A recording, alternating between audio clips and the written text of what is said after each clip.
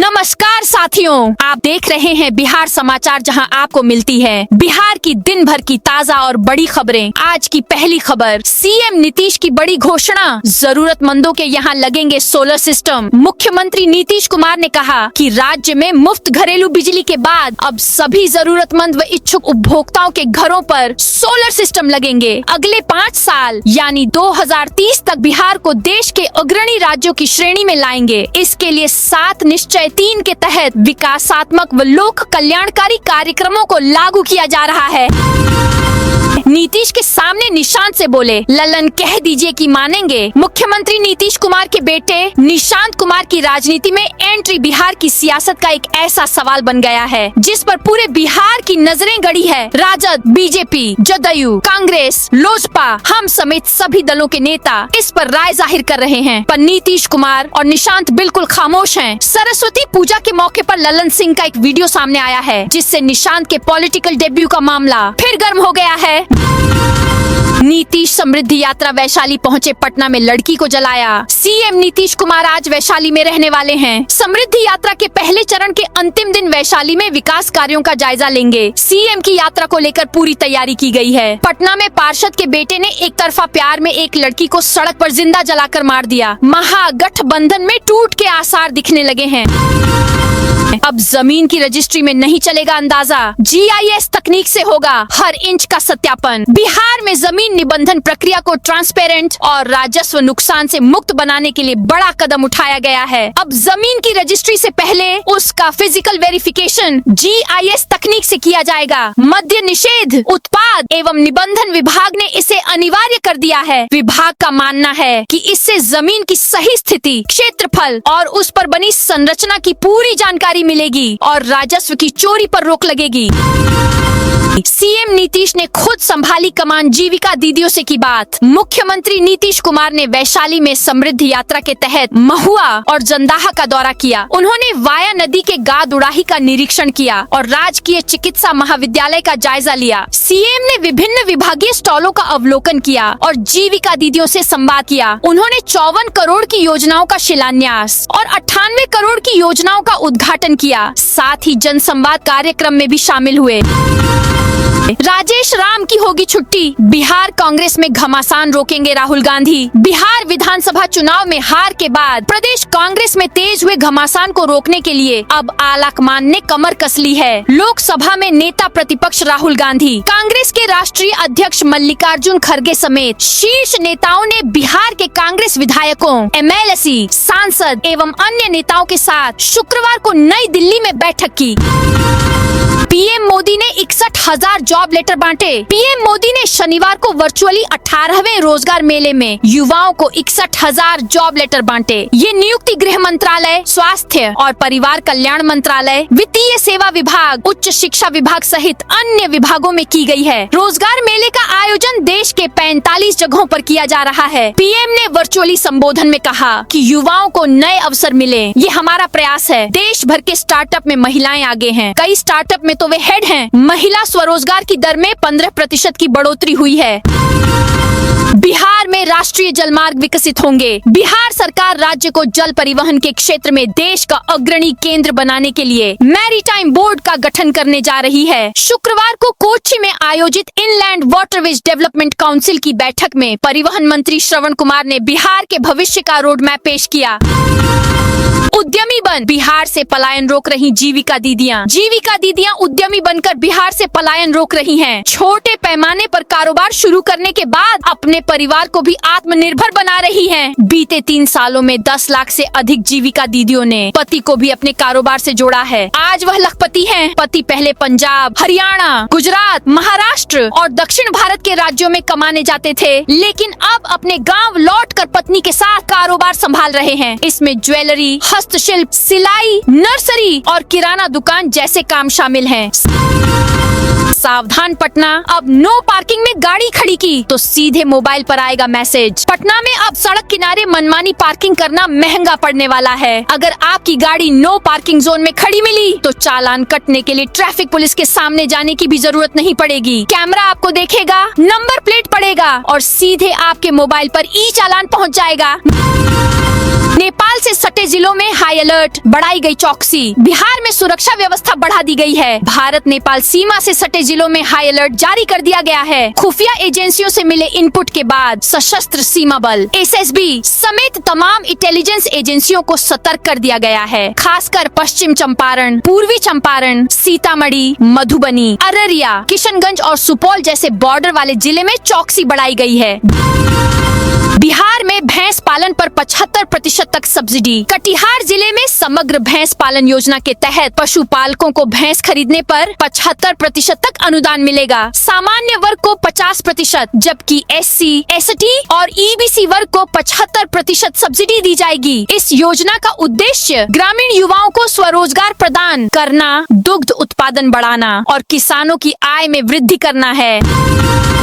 रोहिणी आचार्य का सीएम नीतीश पर तीखा हमला। बिहार में लड़कियों के खिलाफ अपराध के मामले लगातार सामने आ रहे हैं। इस पर लालू यादव की बेटी रोहिणी आचार्य ने मुख्यमंत्री नीतीश कुमार के पर हमला बोला है। उन्होंने कहा कि पूरे प्रदेश में लगभग रोज बहन बेटियों के साथ अत्याचार और यौनाचार हो रहा है, फिर भी सरकार गहरी नींद में सोई हुई है। रोहिणी आचार्य ने मुख्यमंत्री नीतीश कुमार को संबोधित एक पोस्ट में कहा, माननीय मुख्यमंत्री जी, ये शर्म का विषय है कि कानून के राज्य के आपके तमाम दावों के बावजूद बिहार में बेटियां असुरक्षित हैं।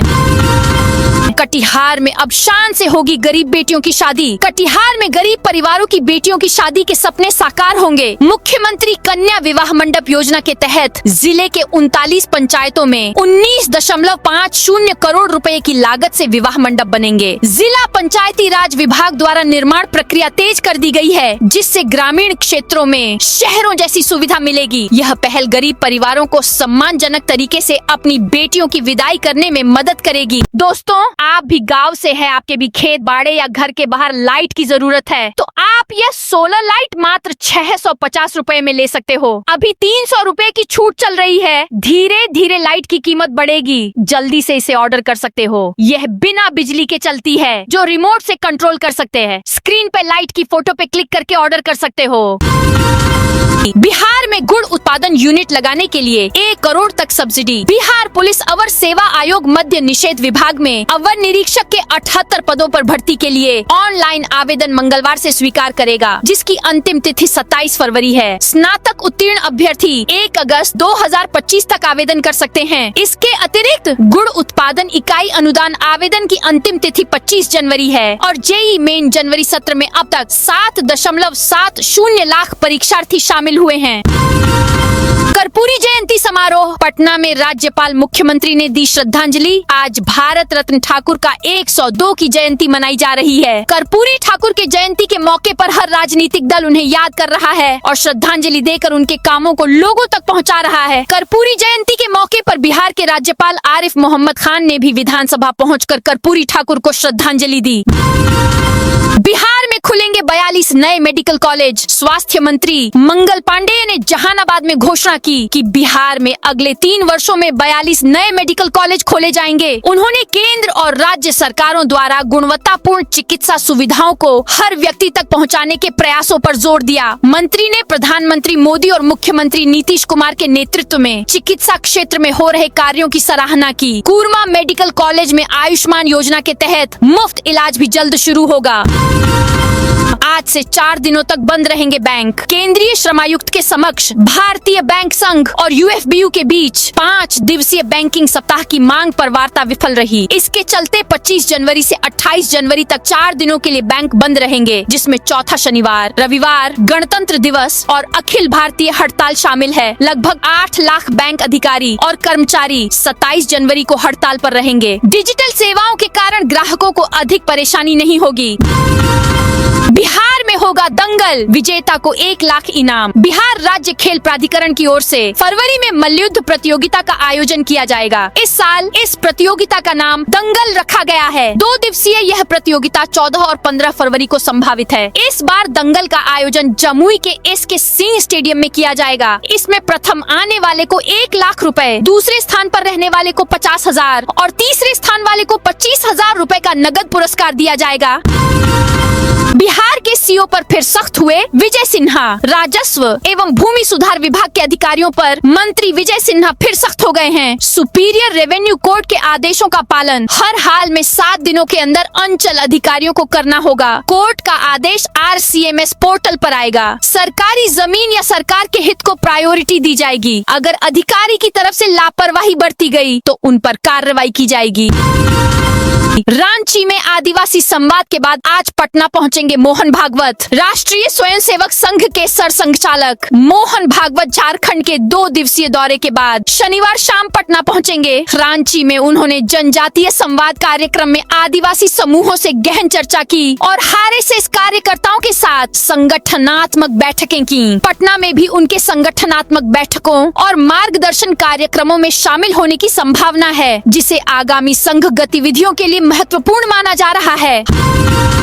हरी झंडी के साथ बिहार में उतरी लग्जरी कैरावैन बस। बिहार में पर्यटन को बढ़ावा देने के लिए लग्जरी कैरावैन बस सेवा शुरू हो गई है। पर्यटन मंत्री अरुण शंकर प्रसाद ने पटना से 2 बसों को हरी झंडी दिखाई। ये बसें होटल जैसी सुविधाओं से लैस हैं, जिनमें सोफा, किचन, बाथरूम और स्लीपर बेड शामिल हैं। पर्यटक अब बिना होटल की चिंता किए बिहार के ऐतिहासिक और धार्मिक स्थलों का भ्रमण कर सकेंगे। बुकिंग भी शुरू हो गई है। सरकार की पॉलिसी से बंदी के कगार पर इथेनॉल प्लांट। केंद्र सरकार की ओर से इथेनॉल पॉलिसी में बदलाव किया गया है। इससे बेगूसराय के इकलौते ethanol factory new way homes गंभीर संकट के दौर से गुजर रही है। बिहार सरकार के कद्दावर मंत्री के रिश्तेदार की ये फैक्ट्री 25 दिनों से बंद है। कंपनी में काम करने वाले 250 से अधिक कर्मी रोजाना सुबह आते हैं और शाम को लौट जाते हैं। सबसे अधिक खराब हालत अनाज लोडिंग अनलोडिंग का काम करने वाले मजदूरों की है। उन्हें काम नहीं मिल रहा है और उनके मन में बेरोजगारी के बाद पलायन का डर भर गया है। बिहार के लिए बड़ा फायदा, बंटवारे में पहली बार मिल सकता 900 क्यूसेक गंगा जल। जल शक्ति मंत्रालय की आंतरिक समिति ने बिहार को शुष्क अवधि में 900 क्यूसेक गंगा जल देने की सिफारिश की है। यह पहली बार होगा जब बिहार को गंगा के पानी में हिस्सेदारी मिलेगी। भारत बांग्लादेश गंगा जल बंटवारे की 30 वर्षीय संधि के नवीनीकरण के दौरान यह निर्णय लिया जा रहा है। इससे दक्षिणी बिहार में पेयजल और सिंचाई की आवश्यकताएं पूरी होंगी। अगले हफ्ते तक ऐलान होगा कांग्रेस विधायक दल का नेता। बिहार कांग्रेस की बैठक आज दिल्ली में मल्लिकार्जुन खड़गे के आवास पर हुई। बैठक में संगठन को मजबूत करने को लेकर चर्चा हुई। इसमें कांग्रेस अध्यक्ष मल्लिकार्जुन खड़गे और नेता प्रतिपक्ष राहुल गांधी मौजूद रहे। साथ ही पूर्णिया सांसद पप्पू यादव भी शामिल रहे। इसके अलावा सभी विधायक, सभी सांसद, सभी MLC और बिहार से कांग्रेस कार्य समिति के सदस्य बैठक में शामिल रहे। भाई वीरेंद्र बोले, पार्टी नेतृत्व की गलत रणनीति से चुनाव हारे। बिहार चुनाव में RJD की हार के बाद पार्टी के भीतर सवाल उठने लगे हैं। मनेर से RJD विधायक भाई वीरेंद्र ने चुनाव में हार को लेकर पार्टी नेतृत्व की रणनीति और टिकट बंटवारे के तौर तरीकों पर गंभीर सवाल खड़े किए हैं। उनका कहना है कि गलत रणनीति और टिकट बंटवारे की चूक ने पार्टी को भारी नुकसान पहुँचाया। दरअसल शुक्रवार को एक कार्यक्रम में भाई वीरेंद्र ने चुनाव में विजय मंडल के टिकट काटे जाने पर नाराजगी व्यक्त की। नॉर्थ और साउथ बिहार पावर कंपनी को मिला A ग्रेड। बिहार की बिजली व्यवस्था को लेकर एक बड़ी खबर सामने आई है। राज्य की दोनों बिजली वितरण कंपनियों north Bihar power distribution company limited और south Bihar power distribution company limited ने देश भर में शानदार प्रदर्शन किया है। केंद्र सरकार के बिजली मंत्रालय की ओर से जारी पावर फाइनेंस कॉर्पोरेशन की ताज़ा रेटिंग रिपोर्ट में दोनों कंपनियों को A ग्रेड मिला है।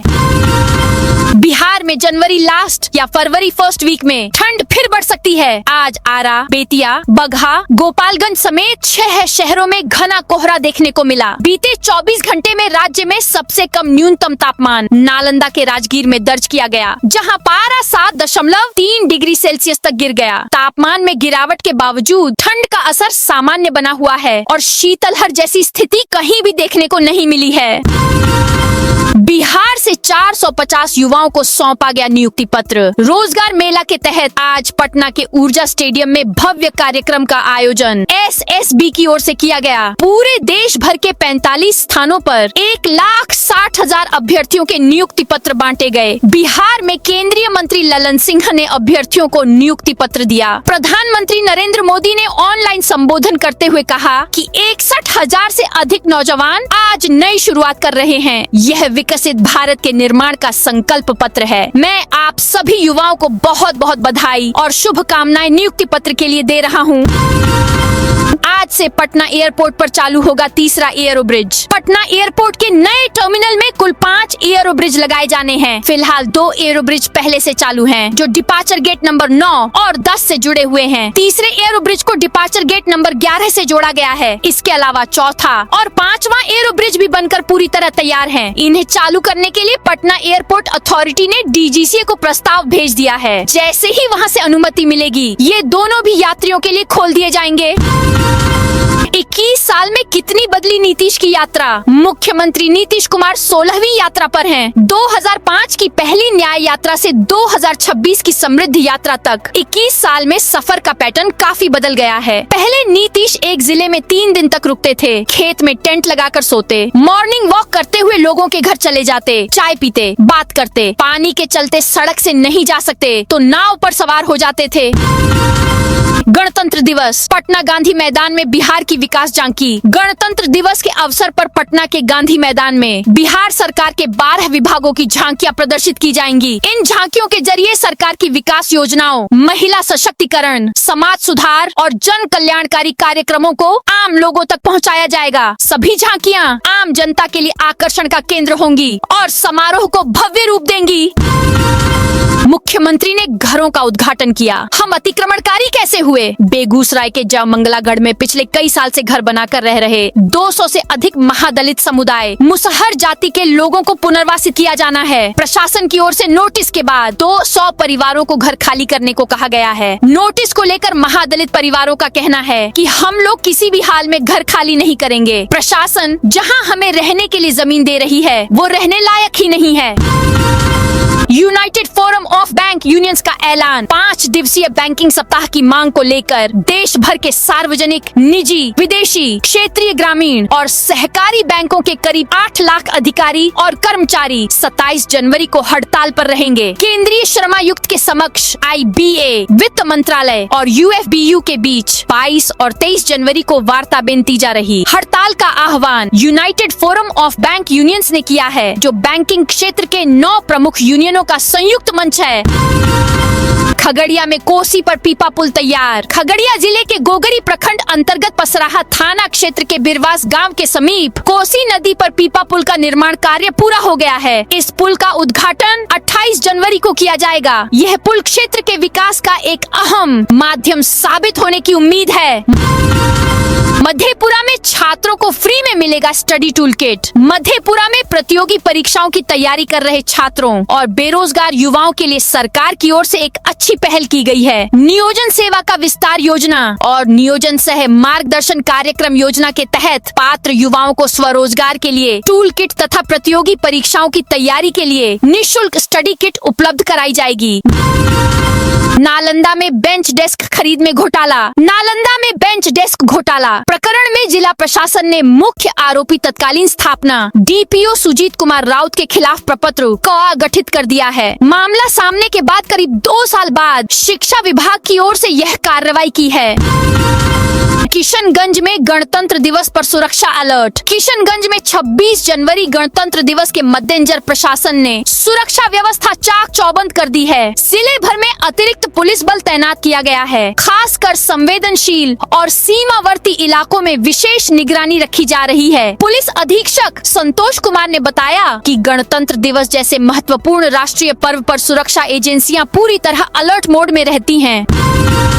अनिल अनिल अंबानी पर 1.5 लाख करोड़ के घोटाले का आरोप। सुप्रीम कोर्ट ने अनिल अंबानी पर चल रहे बैंक फ्रॉड मामले में शुक्रवार को नए नोटिस जारी किए हैं। ये नोटिस कोर्ट में दायर की गई पब्लिक इंटरेस्ट लिटिगेशन (PIL) पर सुनवाई के बाद जारी किए गए हैं। PIL में अनिल धीरूभाई अंबानी ग्रुप और उसकी कंपनियों पर 1.5 लाख करोड़ रुपए बैंकिंग और कॉर्पोरेट फ्रॉड की कोर्ट मॉनिटर्ड जांच की मांग की गई है। इस पर कोर्ट ने CBI और ED से अंबानी के खिलाफ चल रही जांच पर 10 दिन में सीलबंद स्टेटस रिपोर्ट मांगी है। राष्ट्रीय बालिका दिवस पर बेटी बचाओ बेटी पढ़ाओ का संदेश। दानापुर में राष्ट्रीय बालिका दिवस के अवसर पर महिला एवं बाल विकास निगम की महत्वाकांक्षी योजना बेटी बचाओ बेटी पढ़ाओ के तहत एक जागरूकता कार्यक्रम आयोजित किया गया। यह कार्यक्रम दानापुर कैंट स्थित +2 जानकधारी उच्च विद्यालय परिसर में हुआ, जिसमें दानापुर के विभिन्न स्कूलों से बड़ी संख्या में छात्राओं, शिक्षकों और विशेषज्ञों ने भाग लिया। पटना मेट्रो के 2 नए स्टेशन की हुई EIG इंस्पेक्शन। पटना मेट्रो के 2 नए स्टेशन को शुरू करने की कवायद की जा रही है। आज अधिकारियों ने खेमनीचक से मल्लाही पकड़ी मेट्रो स्टेशन तक EIG इंस्पेक्शन किया। ये इंस्पेक्शन भारत सरकार के chief electrical inspector Jagdish Kumar द्वारा किया गया। इस इंस्पेक्शन में पटना मेट्रो और दिल्ली मेट्रो की इलेक्ट्रिकल टीम भी मौजूद रही। JDU के 2 नेताओं का सिर टकराने लगे नीतीश। पटना में सरस्वती पूजा के मौके पर शुक्रवार को मुख्यमंत्री नीतीश कुमार JDU के IT सेल कार्यालय पहुंचे। बेटे निशांत कुमार और केंद्रीय मंत्री ललन सिंह भी साथ थे। इसी दौरान CM नीतीश 2 नेताओं का सिर आपस में टकराने लगे। तभी JDU नेता छोटू सिंह ने उनका हाथ पकड़कर रोक दिया और कहा, नहीं नहीं रहने दीजिए, छोड़ दीजिए, अब तिलक लगाना छोड़ दिए हैं। तो दोस्तों, ये थी आज बिहार की दिन भर की ताजा और बड़ी खबरें। अब कल मिलते हैं नई खबरों के साथ।